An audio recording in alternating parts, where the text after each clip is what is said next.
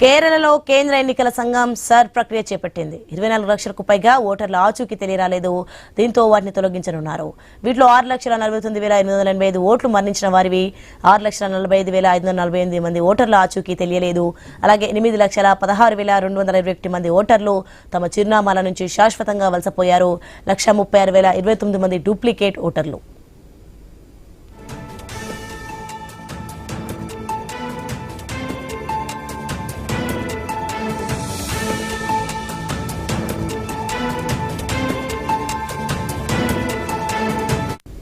ఇక రాష్ట్రంలో మొత్తం 2,78,00,000 మంది ఓటర్లకు ఎన్యూమరేషన్ ఫారాల పంపిణీ చేశామన్నారు సీఈఓ.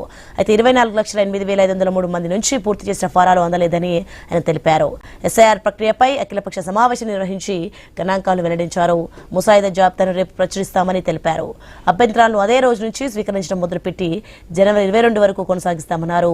ఆ తర్వాత కొత్త ఓటర్ల నమోదు ప్రారంభమవుతుందని తెలిపారు. అయితే ముసాయిదా జాబితాపై వివిధ రాజకీయ పార్టీలు అనుమానాలు వ్యక్తం చేశాయి.